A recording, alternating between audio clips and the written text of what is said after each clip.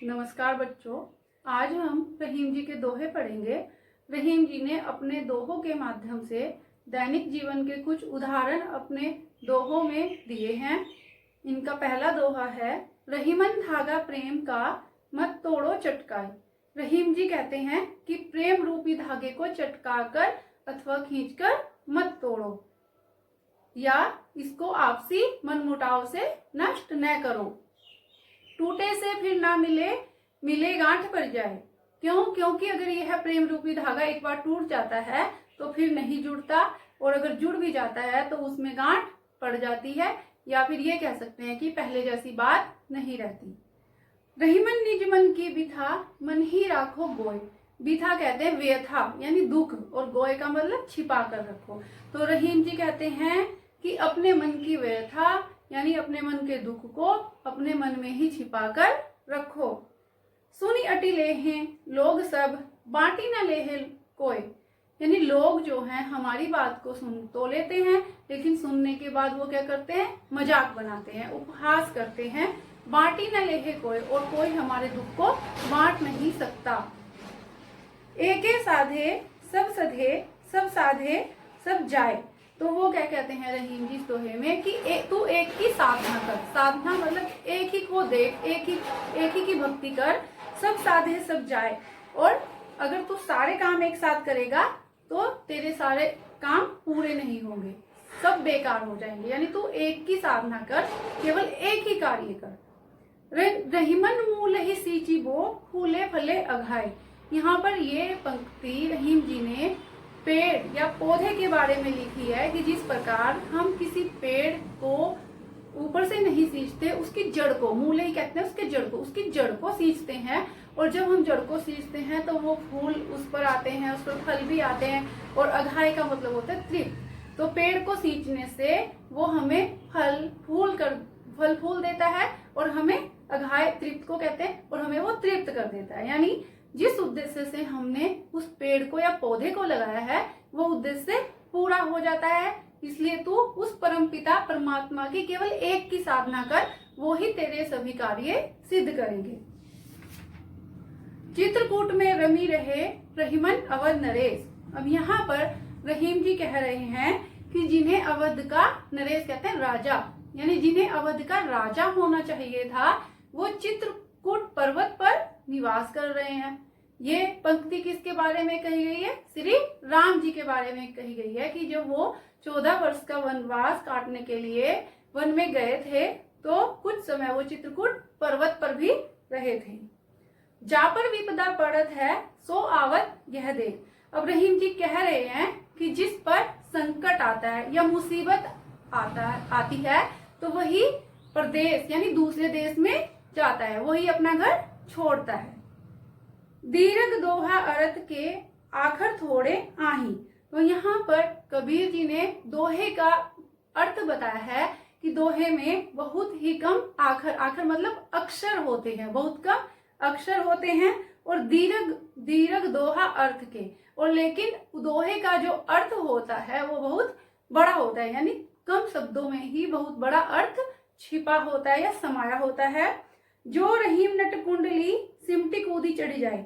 जिस प्रकार नट जो होता है वो सिमट कर कुंडली पर चढ़ जाता है और सबको आनंदित करता है। अब नट, आप सोच रहे होंगे कि नट क्या होता है? नट वो होता है एक मतलब बौने किस्म के व्यक्ति होते हैं जो सर्कस में कार्य करते हैं, और जब हम उनको देखते हैं वो अपने लचीलेपन के कारण कोई भी काम बड़ी फुर्ती से और ऐसे काम वो कर देते हैं, ऊपर नीचे चढ़ते हैं कि हम उनको देखकर हैरान हो जाते हैं।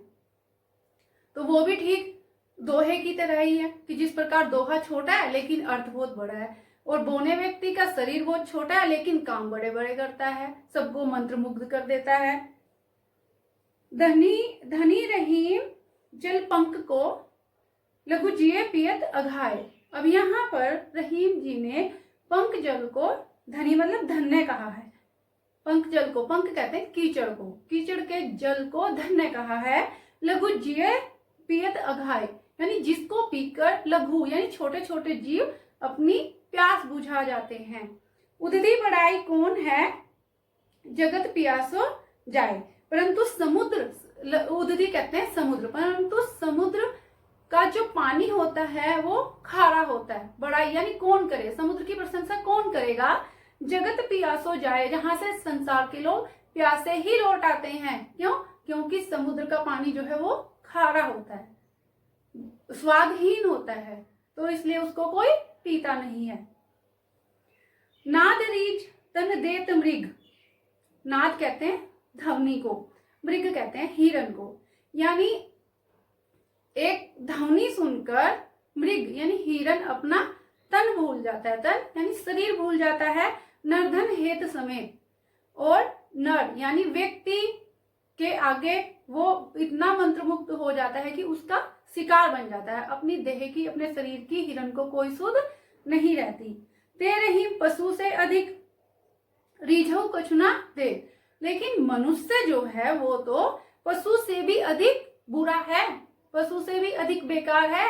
जो मनुष्य अगर किसी मनुष्य पर, एक मनुष्य दूसरे मनुष्य पर अगर रीझता है, रीझना मतलब प्रसन्न होता है, तो वो उसको कुछ नहीं देता, जबकि हिरण जो है अपना शरीर त्याग देता है, उसके लिए अपना शरीर भूल जाता है, उसको कोई सुध नहीं रहती।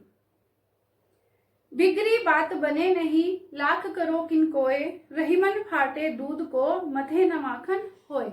तो रहीम जी कह रहे हैं कि बिगड़ी हुई बात यानी जो बात बिगड़ जाती है वो बन नहीं सकती फिर से, चाहे तुम लाख किन कोय मतलब लाख उपाय कर लो, लेकिन वो बात फिर से नहीं बनेगी, वो पहले जैसी नहीं होगी। रहीमन फाटे दूध को, मथे न माखन होए, ठीक उसी प्रकार जैसे कि फटे हुए दूध को जितना भी मथ लो या बिलो लो, जैसे उसको रई से बिलोते हैं दूध को और फिर माखन निकल आता है, लेकिन फटे हुए दूध को जितना भी आप बिलोगे उतना ही कम है, क्योंकि उसमें से माखन नहीं निकलेगा। उसी प्रकार से बिगड़ी हुई बात को बनाना बहुत मुश्किल काम है। रहीमन देखी बड़ेन को, लघु न दीजिए डारी।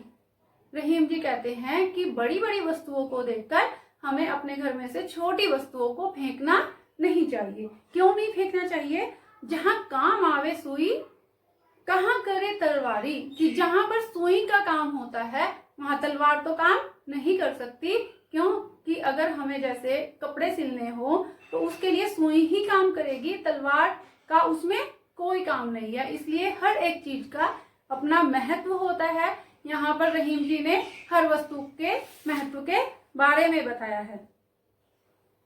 रहीमन निज संपत्ति बिना को न विपदी सहाय। अब यहाँ पर रहीम जी ने क्या कहा है कि अगर हमारे पास अपनी ही संपत्ति ना हो, अपनी ही जमा पूंजी, अपना ही धन ना हो, तो कोई विपत्ति में हमारी सहायता नहीं करता। तो कहने का भाव है कि हमें विपत्ति के लिए थोड़ा थोड़ा धन संचय करके यानी इकट्ठा करके रखना चाहिए, ताकि किसी भी समय अगर मुसीबत आ जाए तो वो हमारे काम आ सके।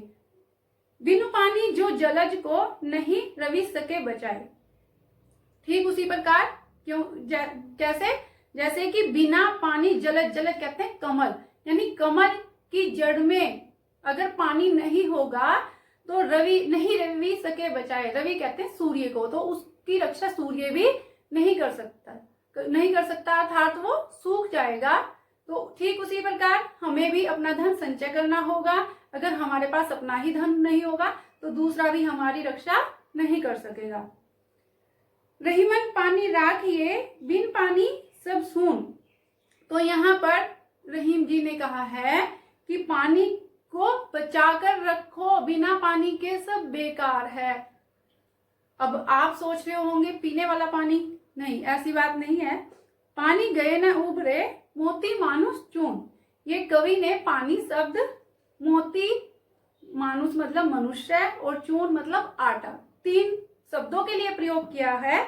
यानी पानी के बिना मोती का कोई महत्व नहीं है। कहने का भाव क्या है कि अगर मोती की ऊपर की चमक, ऊपर की परत या पॉलिश जिसे हम कहते हैं, अगर वो उतर जाती है तो उसका कोई महत्व नहीं रहता।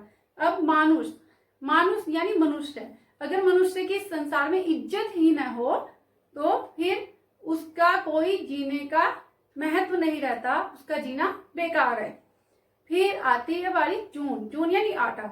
अगर पानी न हो तो आटे को हम गूंथ नहीं सकते और उससे हम रोटियां नहीं बना सकते।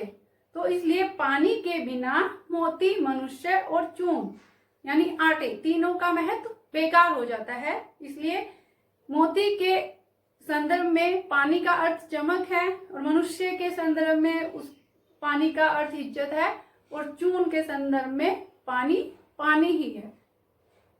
तो ठीक है बच्चों, समझ आया? आज रहीम जी के दोहे पूरे हुए। जय हिंद, जय भारत।